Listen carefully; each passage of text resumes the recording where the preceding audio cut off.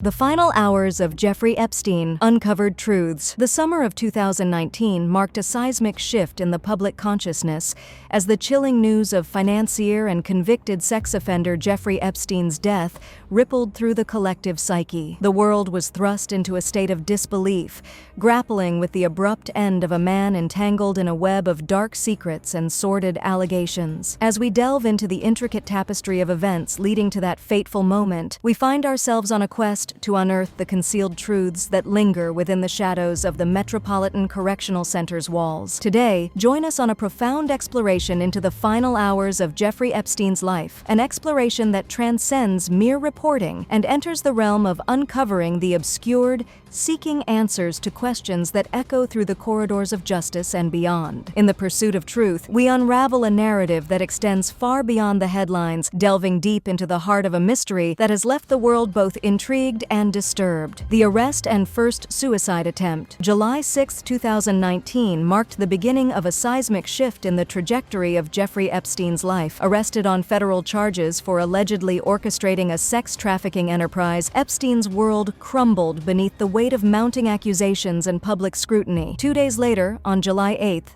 Epstein stood before the court, his demeanor resolute as he entered a plea of not guilty to charges of sex trafficking of minors and conspiracy. The courtroom, a crucible of judgment and scrutiny, bore witness to the unfolding drama that would soon captivate the world. Recognizing the inherent risks posed by housing Epstein within the general population, authorities swiftly assigned him to the Special Housing Unit, commonly referred to as the SHU. Secluded from the rest of the prison populace, Epstein found himself confined within the confines of a world shrouded in uncertainty and apprehension. With the denial of bail, Epstein's fate was sealed. Ordered to remain within the walls of the Metropolitan Correctional Center pending trial, he found himself ensnared in a legal quagmire from which there seemed to be no escape. July 23rd, a day etched in infamy, bore witness to a scene of desperation and despair as Epstein's life hung in the balance. Found unresponsive in his cell, Epstein's attempted suicide sent shockwaves through the corridors of power, raising profound questions about the efficacy of the prison's safeguarding protocols. This reported attempted suicide cast a long shadow over Epstein's confinement, prompting authorities to take drastic measures to ensure his safety. At least, that is according to them. From suicide watch to psychological observation, Epstein's journey through the labyrinthine corridors of the prison system was fraught with peril and uncertainty. The arrest and subsequent suicide attempt marked the opening salvos in a harrowing saga that would unravel in the weeks and months to come. As Epstein navigated the treacherous waters of incarceration, the world watched with bated breath, unaware of the cataclysmic events that lay just beyond the horizon. The night of Epstein's death, August 9, 2019, likewise is a date forever etched in the annals of infamy. The night unfolded with a cloak of darkness descending upon the Metropolitan Correctional Center, concealing the unfolding tragedy that would forever alter the course of Jeffrey Epstein's controversial narrative. As the day began, the revelation of court documents sent shockwaves through the public consciousness. Detailed accounts of sexual abuse allegations against Epstein and his associates emerged, painting a disturbing picture that only intensified the scrutiny surrounding the high-profile case. At 4 p.m., Officer Tova Noel, a 31-year-old correctional officer with a solemn responsibility, steps into the labyrinthine world of the SHU. Little does she know that her actions, or lack thereof, will soon be at the center of a storm that will echo far beyond the prison walls. Negligence casts its ominous shadow early in the evening as institutional protocols are blatantly disregarded. The required 4 p.m. count, a routine checkpoint in the secure confines of the SHU, becomes a pivotal moment marred seemingly by the unexplained falsification of documents. The control center, apparently oblivious to the subterfuge, unwittingly clears the 4 p.m. count, allowing a cascade of oversights that culminate in the unthinkable. Meanwhile, Epstein, oblivious to the lapses in his custodial care, returns to the SHU after an attorney visit at 7:49 p.m. The night deepens, and with each passing hour, grievous breaches of duty continue to occur. At 10 p.m., as the prison descends into a state of enforced quietude, officers neglect their responsibilities once more. Falsification becomes a haunting refrain, resonating in the darkened corridors of the SHU. Throughout the night, as the moon casts an eerie glow on the prison complex, Officers Noel and an unnamed colleague drift further into a realm of neglect. The required 30-minute rounds, a fundamental tenet of custodial oversight, are abandoned, replaced by a troubling pattern of deception. The night presses on, shrouded in shadows, until the clock strikes 6:33 a.m. It is at this precise moment that Officer Tova Noel briefly approaches the entrance to the area where Epstein is housed, the last documented interaction before the unspeakable unfolds.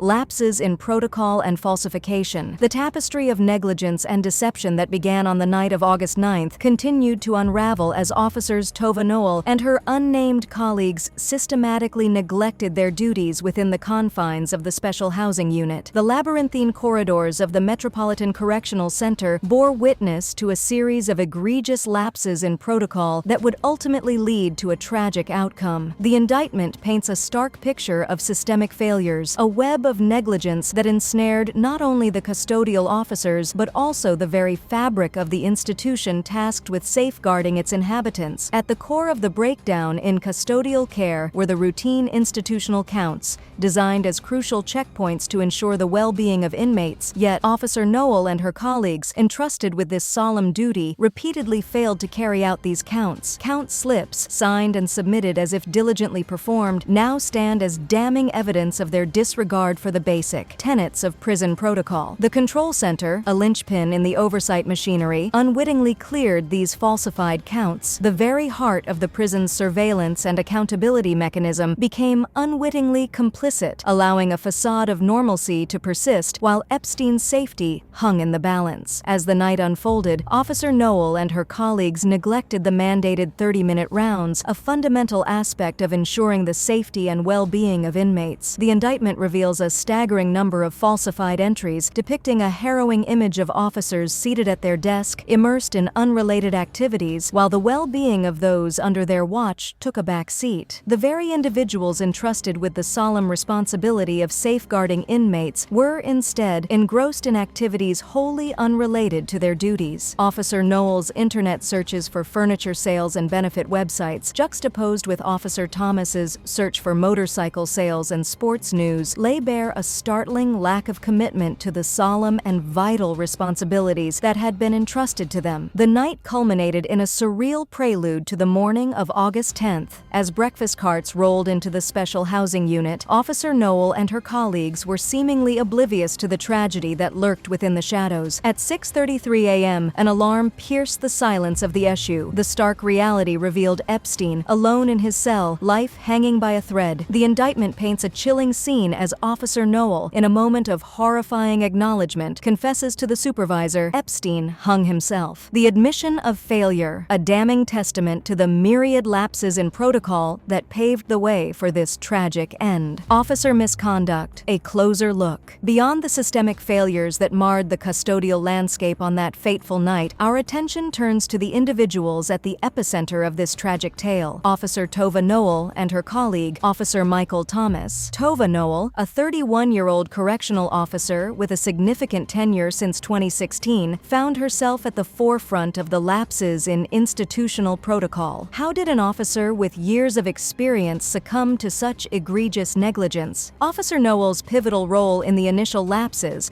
from the falsification of the 4 p.m. count to the subsequent neglect of rounds and duties, raises pressing questions about the factors that contributed to her deviation from the prescribed protocols. Michael Thomas, a 41-year-old officer with a history dating back to 2007, played a significant role later in the night. Despite being assigned as a materials handler supervisor in 2013, he continued regularly to undertake overtime shifts as a correctional officer. How did an experienced officer with supervisory responsibilities become entangled in this web of negligence? As the night progressed, Officer Thomas joined Officer Noel in the lapses that would ultimately seal Epstein's fate. Their collective failure to conduct counts, rounds, and their engagement in unrelated activities during critical hours underscore a pattern of neglect that transcends individual errors. It's crucial to consider the human dimension in these scenarios. Were external factors, stressors, or systemic issues within the prison environment contributors to the apparent deviation from established protocols? Understanding the context surrounding Officer Noel and Officer Thomas's actions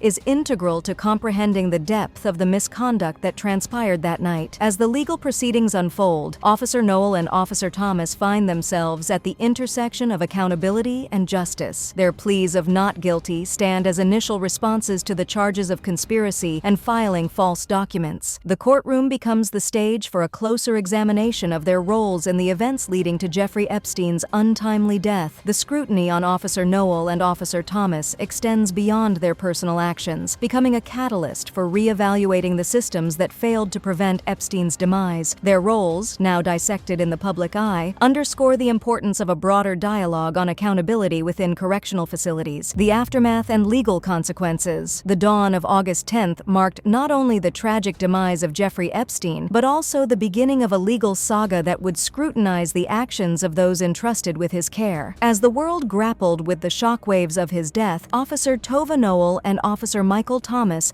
faced a reckoning in the judicial arena. Noel and Thomas, the two correctional officers at the epicenter of this unfolding tragedy, found themselves in the harsh glare of legal scrutiny. The charges of conspiracy and filing false documents brought them face to face with the legal consequences of their alleged misconduct. Pleading not guilty, Noel and Thomas entered a legal battlefield where every argument, every piece of evidence, and every witness statement would be scrutinized. The courtroom, a crucible of justice, became the stage for an examination that extended beyond individual culpability to encompass the systemic failures that allowed Epstein's demise to unfold. Released on bail packages that included a $100,000 bond for each defendant, Noel and Thomas stepped out of the courtroom, but the weight of their actions lingered in the public consciousness. The financial bond served as a tangible reminder of the seriousness of the charges against them. The aftermath of Epstein's death reverberated not only within the confines of the legal arena, but also in the court of public opinion. Calls for accountability echoed through press conferences, news, articles, and public discourse. The revelations of systemic lapses raised broader questions about the state of correctional facilities